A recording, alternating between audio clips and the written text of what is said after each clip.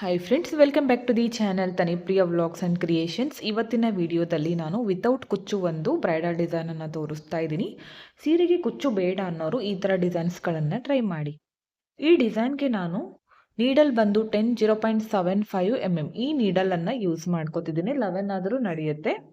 6 ಎಳೆ ದಾರನ ಗಂಟಾಕಿ ರೆಡಿ ಮಾಡಿ ಇಟ್ಕೊಂಡಿದ್ದೀನಿ. 8 ಎಳೆಯಿಂದ ಕೂಡ ಈ ಡಿಸೈನನ್ನು ಮಾಡ್ಕೋಬೋದು. ನಾನು ಸ್ವಲ್ಪ ಮಾಡಿ ತೋರಿಸ್ತಾ ಇದ್ದೀನಿ. ಸೀರೆಗೆ ಮಾಡ್ತಾ ಇದ್ರೆ ಪಲ್ಲು ರೈಟ್ ಸೈಡಿಂದ ಸ್ಟಾರ್ಟಿಂಗಿಂದನೇ ಸ್ಟಾರ್ಟ್ ಮಾಡ್ಕೊಳ್ಳಿ. ಮೊದಲು ಬೇಸ್ ಲೈನ್ ಮಾಡ್ಕೊಳ್ಳೋಣ. ಸ್ಟಾರ್ಟಿಂಗಲ್ಲಿ 1 ಲಾಕ್, ಪಕ್ಕದಲ್ಲೇ ಇನ್ನೊಂದು ಸಲ ಲಾಕ್, 2 ಟೈಮ್ಸ್ ಲಾಕ್ ಮಾಡ್ಕೊತಿದ್ದೀನಿ. ಇಲ್ಲಿಂದ ಇವಾಗ 5 ಚೈನ್ ಹಾಕ್ಕೋತೀನಿ. 5 ಚೈನ್ ಹಾಕ್ಕೊಂಡು ಸ್ಟ್ರೇಟಾಗಿ ಎಲ್ಲಿಗೆ ಬರುತ್ತೋ ನೋಡಿಕೊಂಡು ಕರೆಕ್ಟಾಗಿಟ್ಟು ಲಾಕ್ ಮಾಡ್ಕೊಳ್ಳಿ.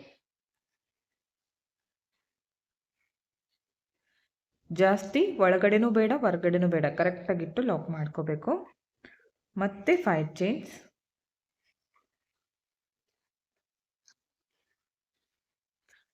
ಇದನ್ನು ಕೂಡ ಸ್ಟ್ರೇಟಾಗಿ ಎಲ್ಲಿಗೆ ಬರುತ್ತೋ ಅಲ್ಲಿಗೆ ಲಾಕ್ ಮಾಡ್ಕೋಬೇಕು.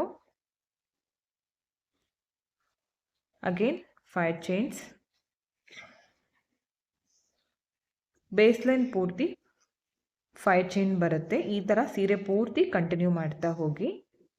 ನಾನಿಲ್ಲಿ 4 ಆರ್ಚ್ ಮಾಡ್ತಾ ಇರೋದ್ರಿಂದ 5 ಚೈನನ್ನು 7 ಟೈಮ್ಸ್ ಹಾಕ್ತೀನಿ. ಒಂದು ವೇಳೆ ನಿಮಗೆ ಆರ್ಚ್ಗಳು ಜಾಸ್ತಿ ಬೇಕಂದರೆ, ಅಂದರೆ 5 ಆರ್ಚ್ ಬೇಕಂದರೆ ನೀವು 5 ಚೈನನ್ನು 9 ಟೈಮ್ಸ್ ಹಾಕಿ, 3 ಆರ್ಚ್ ಬೇಕಂದರೆ 5 ಸಲ ಹಾಕ್ಕೊಳ್ಳಿ. ನಾನಿವಾಗ 4 ಆರ್ಚ್ ಮಾಡ್ತಾ ಇರೋದ್ರಿಂದ 7 ಸಲ ನಾನಿವಾಗ 5 ಚೈನನ್ನು ಹಾಕ್ಕೋತೀನಿ. ಓಕೆ ನೋಡಿ, 7 ಟೈಮ್ಸ್ ಕಂಪ್ಲೀಟ್ ಆಗಿದೆ 5 ಚೈನು. ಲಾಸ್ಟಲ್ಲಿ 2 ಚೈನ್ ಹಾಕ್ಕೊಂಡು ಥ್ರೆಡನ್ನು ಕಟ್ ಮಾಡ್ಕೋತೀನಿ. ಸೆಕೆಂಡ್ ಸ್ಟೆಪ್ಗೆ ಇವಾಗ ಸೇಮ್ ಕಲರ್ ಥ್ರೆಡನ್ನೇ ತಗೋತೀನಿ ನಾನು. ಸ್ಟಾರ್ಟಿಂಗಲ್ಲಿ ಈ ಫಸ್ಟ್ ಲಾಕ್ ಮೇಲೆ ಒಂದು ಸಲ ಲಾಕ್ ಮಾಡ್ಕೋತೀನಿ. ನೆಕ್ಸ್ಟ್ ಲಾಕ್ ಮೇಲೆ ಮತ್ತೆ ಒಂದು ಸಲ ಲಾಕ್, 2 ಟೈಮ್ಸ್ ಲಾಕ್ ಕಂಪ್ಲೀಟ್ ಆಯಿತು. ಇಲ್ಲಿಂದ ಇವಾಗ ಈ 5 ಚೈನ್ ಒಳಗಡೆಗೆ ಒಂದು ಸಿಂಗಲ್ ಕ್ರೋಶೆ ಮಾಡ್ಕೋತೀನಿ. ಅದಾದಮೇಲೆ 3 ಚೈನ್ ಹಾಕ್ಕೊಂಡು ಸೂಜಿ ಮೇಲೆ 2 ಸಲ ಥ್ರೆಡನ್ನು ಸುತ್ತಕೊಂಡು ಇದೇ 5 ಚೈನ್ ಗ್ಯಾಪ್ ಒಳಗಡೆಗೆ ನೀಡಲ್ನ ಹಾಕಿ ದಾರನ ತಂದು 2ರಲ್ಲಿ 1, ನೆಕ್ಸ್ಟ್ 2ರಲ್ಲಿ 1, ನೆಕ್ಸ್ಟ್ 2ರಲ್ಲಿ 1, ಒಂದು ಟ್ರಿಬಲ್ ಕ್ರೋಶ ಕಂಬ ಆಗುತ್ತೆ. ಮತ್ತೆ ಸೂಜಿ ಮೇಲೆ 2 ಸಲ ಥ್ರೆಡನ್ನು ಸುತ್ಕೋತೀನಿ. ಸೇಮ್ ಪ್ಲೇಸ್ಗೆ ಮತ್ತೆ ಒಂದು ಟ್ರಿಬಲ್ ಕ್ರೋಶ ಕಂಬ. ಸ್ಟಾರ್ಟಿಂಗಲ್ಲಿ 3 ಚೈನ್ ಇದೆಯಲ್ಲ, ಅದನ್ನು ಕೂಡ ನಾನು ಟ್ರಿಬಲ್ ಕ್ರೋಶ ಕಂಬ ಅಂತ ಕೌಂಟ್ ಮಾಡ್ಕೋತೀನಿ. ಅದನ್ನು ಬಿಟ್ಟರೆ 4 ಟ್ರಿಬಲ್ ಕ್ರೋಶ ಕಂಬನ ಮಾಡ್ಕೋತೀನಿ. ಆ 3 ಚೈನ್ ಬಿಟ್ಟು 4 ಟ್ರಿಬಲ್ ಕ್ರೋಶ ಕಂಬ, ಅದನ್ನು ಕೂಡ ಕೌಂಟ್ ಮಾಡಿದಾಗ 5 ಟ್ರಿಬಲ್ ಕ್ರೋಶ ಕಂಬ ಆಗುತ್ತೆ. ಓಕೆ ನೋಡಿ, ಕಂಪ್ಲೀಟ್ ಆಯಿತು. ಇವಾಗ 4 ಚೈನ್ಗಳನ್ನು ಹಾಕ್ತೀನಿ. 4 ಚೈನ್ಗಳನ್ನು ಹಾಕಿ ಸೂಜಿ ಮೇಲೆ 2 ಸಲ ಥ್ರೆಡನ್ನು ಸುತ್ತಕೊಂಡು ಸೇಮ್ ಪ್ಲೇಸ್ಗೆ ನೀಡಲ್ನ ಹಾಕಬೇಕು. ದಾರನ ತಂದು 2ರಲ್ಲಿ 1, ನೆಕ್ಸ್ಟ್ 2ರಲ್ಲಿ 1, ನೆಕ್ಸ್ಟ್ 2ರಲ್ಲಿ 1, ಇಲ್ಲೂ ಕೂಡ ಒಂದು ಟ್ರಿಬಲ್ ಕ್ರೋಶ ಕಂಬ. ಅದಾದಮೇಲೆ ಮತ್ತೆ ಸೇಮ್ ಪ್ಲೇಸ್ಗೆ ಟ್ರಿಬಲ್ ಕ್ರೋಶ ಕಂಬಗಳನ್ನು ಮಾಡ್ಕೋತೀನಿ. ಸ್ಟಾರ್ಟಿಂಗಲ್ಲಿ 3 ಚೈನ್ ಇರೋದ್ರಿಂದ ಎಕ್ಸ್ಟ್ರಾ 4 ಕಂಬ ಮಾಡ್ಕೊಂಡಿದ್ದೆ. ಇಲ್ಲಿ ಯಾವುದೇ ರೀತಿಯ ಚೈನ್ ಇಲ್ಲ, ಅದಕ್ಕೋಸ್ಕರ ಇಲ್ಲಿ 5 ಟ್ರಿಬಲ್ ಕ್ರೋಶ ಕಂಬಗಳನ್ನು ಮಾಡ್ಕೋತೀನಿ. ಸೇಮ್ ಪಾಯಿಂಟ್ಗೆ ಮಾಡ್ಕೋತಾ ಇದ್ದೀನಿ, ಅದೇ 5 ಚೈನ್ ಗ್ಯಾಪ್ ಒಳಗಡೆ. ತುಂಬ ಅಂದರೆ ತುಂಬ ಚೆನ್ನಾಗಿ ಬರುತ್ತೆ. ಸೀರೆಗೆ ಕುಚ್ಚು ಬೇಡ ಅನ್ನೋರು ಈ ಥರ ಡಿಸೈನ್ಸ್ಗಳನ್ನು ಟ್ರೈ ಮಾಡಿ. ನೋಡಿ, ಈ ಥರ ಕಾಣಿಸುತ್ತೆ. ಇನ್ನೂ ಒಂದು ಸ್ಟೆಪ್ ಬರುತ್ತೆ. ಓಕೆ, ಇವಾಗ ನೆಕ್ಸ್ಟ್ 2 ಚೈನ್ ಹಾಕ್ಕೊಂಡು ಸೂಜಿ ಮೇಲೆ 2 ಸಲ ಥ್ರೆಡನ್ನು ಸುತ್ಕೋತೀನಿ. ಈ 5 ಚೈನ್ ಸ್ಕಿಪ್ ಮಾಡಿಕೊಂಡು ನೆಕ್ಸ್ಟ್ 5 ಚೈನ್ ಒಳಗಡೆಗೆ ಟ್ರಿಬಲ್ ಕ್ರೋಶ ಕಂಬ. ನೆಕ್ಸ್ಟು ಮತ್ತೆ ಸೇಮ್ ಪಾಯಿಂಟ್ಗೆ ಟ್ರಿಬಲ್ ಕ್ರೋಶ ಕಂಬ. ಇಲ್ಲಿ ನಾನಿವಾಗ 5 ಟ್ರಿಬಲ್ ಕ್ರೋಶ ಕಂಬಗಳನ್ನು ಮಾಡ್ಕೋತೀನಿ. ಓಕೆ ನೋಡಿ, 5 ತ್ರಿಬಲ್ ಕ್ರೋಶ ಕಂಬ ಕಂಪ್ಲೀಟ್ ಆಯಿತು. ಅದಾದಮೇಲೆ 4 ಚೈನು, ಮತ್ತೆ ಸೂಜಿ ಮೇಲೆ 2 ಸಲ ಥ್ರೆಡ್ಡನ್ನು ಸುತ್ತಕೊಂಡು ಸೇಮ್ ಅದೇ 5 ಚೈನ್ ಗ್ಯಾಪ್ಗೆ ತ್ರಿಬಲ್ ಕ್ರೋಶ ಕಂಬ,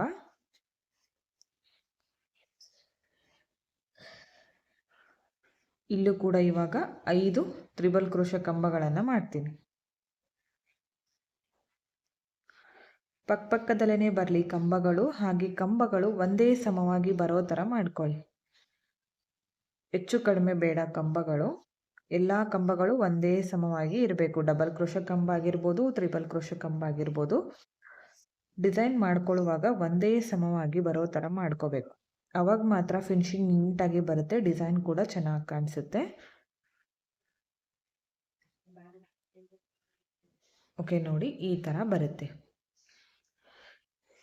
ಈ ಸ್ಟೆಪ್ ಪೂರ್ತಿಯಾಗಿ ಇದೇ ಥರ ಮಾಡ್ತಾ ಹೋಗಬೇಕು. ಇವಾಗ ಮತ್ತೆ 2 ಚೈನು, ಸೂಜಿ ಮೇಲೆ 2 ಸಲ ಥ್ರೆಡ್ಡನ್ನು ಸುತ್ತಕೊಂಡು ಈ 5 ಚೈನನ್ನು ಸ್ಕಿಪ್ ಮಾಡಿಕೊಂಡು ನೆಕ್ಸ್ಟ್ 5 ಚೈನ್ ಒಳಗಡೆಗೆ ತ್ರಿಬಲ್ ಕ್ರೋಶ ಕಂಬ.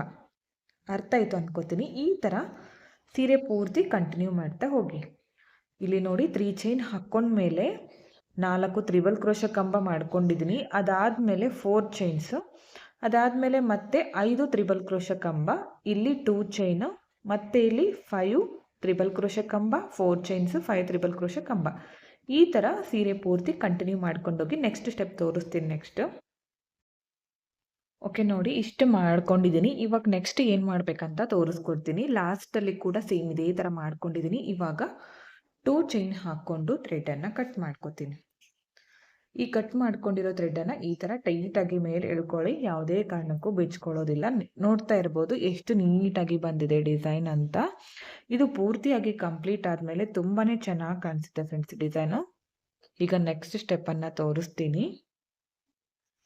ನೆಕ್ಸ್ಟ್ ಸ್ಟೆಪ್ಗೆ ಥ್ರೆಡ್ ಕಲರ್ ಚೇಂಜ್ ಮಾಡ್ಕೊಂಡಿದ್ದೀನಿ. ಇದಕ್ಕೆ ನೋಡಿ, ಈ ಥರ ಗಂಟನ್ನು ಹಾಕಿಲ್ಲ. ಇಲ್ಲಿ 3 ಚೈನ್ ಮಾಡ್ಕೊಂಡಿದ್ದೀನಲ್ಲ, ಇಲ್ಲಿಂದ ಈ ಥ್ರೆಡನ್ನು ತಗೊಂಡು ಬರ್ತೀನಿ. ಈ ಥರ ತಂದು ನಾರ್ಮಲ್ ಆಗಿ ಗಂಟು ಹಾಕ್ತೀವಲ್ಲ, ಆ ಥರ ಗಂಟನ್ನು ಹಾಕ್ತೀನಿ. ಇಲ್ಲಿ ಗಂಟು ಹಾಕ್ಕೊಳ್ಳಿ, ಬಿಚ್ಕೊಳ್ದೇ ಇರೋ ಥರ. ಒಂದು 2 ಅಥವಾ 3 ಗಂಟು ಹಾಕಬೇಕು.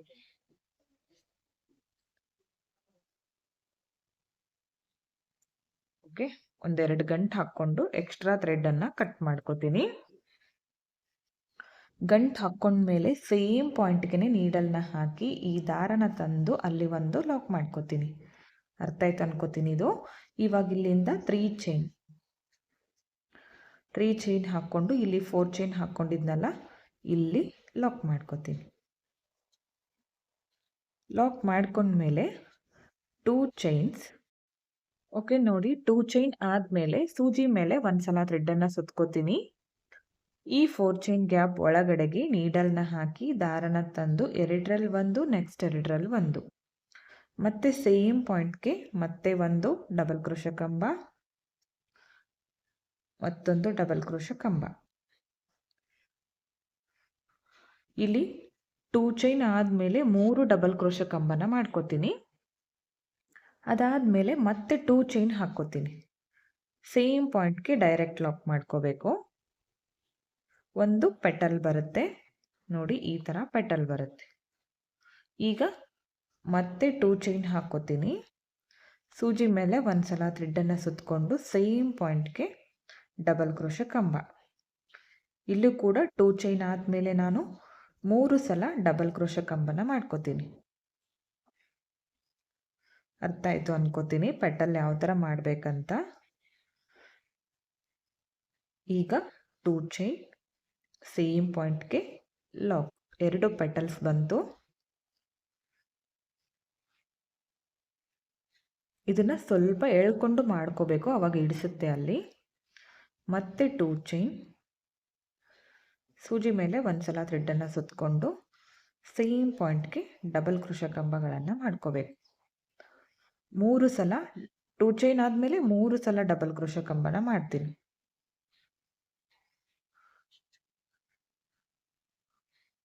ಅದಾದಮೇಲೆ 2 ಚೈನ್ಸ್, ಸೇಮ್ ಪಾಯಿಂಟ್ಗೆ ಲಾಕ್. ಅದೇ 5 ಚೈನ್ ಗ್ಯಾಪ್ ಒಳಗಡೆ ಲಾಕ್, 4 ಚೈನ್. ನೋಡಿ ಈ ಥರ 3 ಪೆಟಲ್ಸ್ಗಳು ಬರುತ್ತೆ. ಇವಾಗ ಇದನ್ನು ಈ ಸೆಕೆಂಡ್ ಹೋಲ್ಗೆ ಲಾಕನ್ನು ಮಾಡ್ಕೋತೀನಿ. ನೋಡಿ ಈ ಥರ ಬರುತ್ತೆ. ನೆಕ್ಸ್ಟ್ ಈ ಹೋಲ್ ಮೇಲೆ ಒಂದು ಲಾಕು, ನೆಕ್ಸ್ಟ್ ಹೋಲ್ ಮೇಲೆ ಮತ್ತೊಂದು ಸಲ ಲಾಕು, ಇಲ್ಲಿಂದ ಇದ್ರ ಒಳಗಡೆಗೆ ಇಲ್ಲಿ 2 ಚೈನ್ ಹಾಕ್ಕೊಂಡಿರ್ತೀನಲ್ಲ ಅದರ ಒಳಗಡೆಗೆ ಒಂದು ಸಿಂಗಲ್ ಕ್ರೋಶ ತಗೋತೀನಿ. ಇಲ್ಲಿಂದ ಥ್ರೆಡನ್ನು ಮೇಲ್ ಮಾಡಿಕೊಂಡು ಈ ಬೀಡನ್ನು ಹಾಕ್ತಾ ಇದ್ದೀನಿ. 3 mm ಇದೆ ಬೀಡು. ಬೇಕು ಅಂದರೆ ಹಾಕ್ಕೊಳ್ಳಿ, ಬೇಡ ಅಂದರೆ ಸ್ಕಿಪ್ ಮಾಡ್ಕೋಬೋದು. ಬೀಡ್ ಹಾಕಿ ಸೇಮ್ ಪಾಯಿಂಟ್ಗೆ ಲಾಕ್. ನೋಡಿ ಈ ಥರ ಬರುತ್ತೆ. ತುಂಬ ಅಂದರೆ ತುಂಬ ಚೆನ್ನಾಗಿ ಬರುತ್ತೆ ಡಿಸೈನು. ನೋಡ್ತಾ ಇರ್ಬೋದು ಎಷ್ಟು ಕ್ಯೂಟಾಗಿ ಕಾಣಿಸ್ತಾ ಇದೆ. ನೆಕ್ಸ್ಟ್ ಇಲ್ಲಿಂದ 3 ಚೈನ್ ಹಾಕ್ಕೋತೀನಿ. ಈ ಗ್ಯಾಪ್ ಒಳಗಡೆ, ಈ 4 ಚೈನ್ ಗ್ಯಾಪ್ ಒಳಗಡೆಗೆ ಸಿಂಗಲ್ ಕ್ರೋಶ, ಇಲ್ಲಿಂದ 2 ಚೈನ್ಸ್, ಸೂಜಿ ಮೇಲೆ ಒಂದು ಸಲ ಥ್ರೆಡನ್ನು ಸುತ್ಕೋತೀನಿ. ಸೇಮ್ ಪಾಯಿಂಟ್ಗೆ ಕಂಬಗಳನ್ನು ಮಾಡ್ಕೋತೀನಿ. ಸೇಮ್ ಫಸ್ಟ್ ಒನ್ ಯಾವ ಥರ ಮಾಡಿಕೊಂಡು 3 ಪೆಟಲ್ಸ್, ಇಲ್ಲೂ ಕೂಡ 3 ಪೆಟಲ್ಸ್ಗಳನ್ನು ಮಾಡ್ತೀನಿ. 2 ಚೈನ್ ಆದಮೇಲೆ 3 ಸಲ ಡಬಲ್ ಕ್ರೋಶ ಕಂಬ, ಅದಾದಮೇಲೆ ಮತ್ತೆ 2 ಚೈನ್ ಹಾಕಿ ಸೇಮ್ ಅದೇ 4 ಚೈನ್ ಒಳಗಡೆಗೆ ಡೈರೆಕ್ಟ್ ಲಾಕನ್ನು ಮಾಡ್ಕೋಬೇಕು.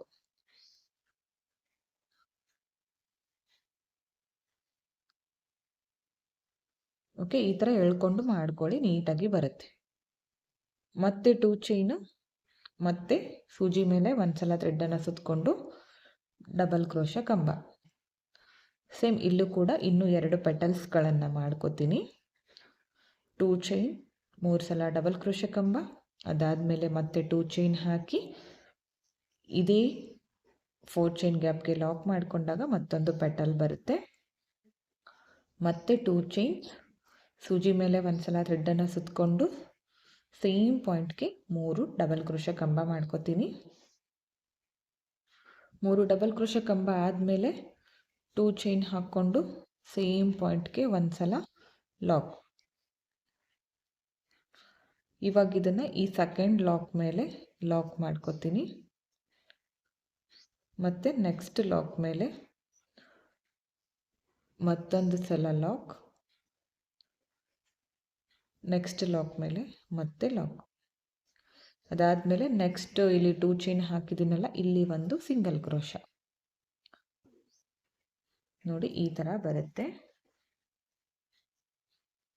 ಇಲ್ಲಿಂದ ಥ್ರೆಡನ್ನು ಮೇಲ್ ಮಾಡ್ಕೋತೀನಿ. ಒಂದು ಗೋಲ್ಡ್ ಬೀಡನ್ನು ಆ್ಯಡ್ ಮಾಡ್ಕೋತೀನಿ.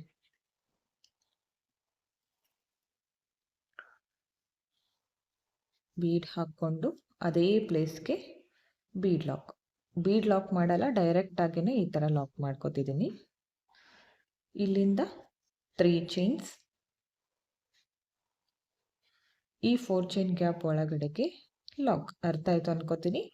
ಇದೇ ಥರ ಪೂರ್ತಿ ಸೀರೆನ ಕಂಟಿನ್ಯೂ ಮಾಡ್ಕೊಳ್ಳಿ. ನಾನು ಕಂಪ್ಲೀಟ್ ಆದಮೇಲೆ ತೋರಿಸ್ತೀನಿ ಫೈನಲ್ ಲುಕ್ ಯಾವ ಥರ ಬಂದಿದೆ ಅಂತ.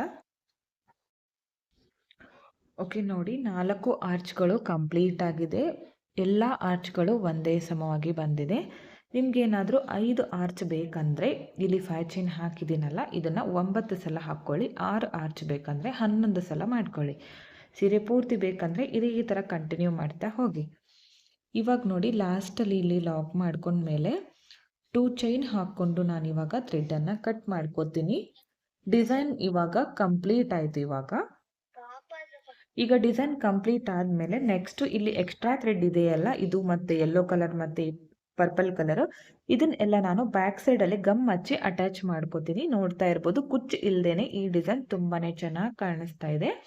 ಒಂದು ವೇಳೆ ಕುಚ್ಚು ಬೇಕಂದರೆ ಇಲ್ಲಿ ಬೀಡ್ ಬದಲಿ ನೀವು ಒಂದು 120 ಅಥವಾ 110 ಅಷ್ಟೇ ತಗೊಂಡು ನೀವು ಚಿಕ್ಕದಾಗಿ ಕುಚ್ಚನ್ನು ಹಾಕ್ಕೋಬೋದು. ಹ್ಯಾಂಗಿಂಗ್ಸ್ ಥರ ಚೆನ್ನಾಗಿ ಕಾಣಿಸುತ್ತೆ. ಫೈನಲ್ ಲುಕ್ ತೋರಿಸ್ತೀನಿ ನಿಮಗೆ ಯಾವ ಥರ ಬಂದಿದೆ ಅಂತ.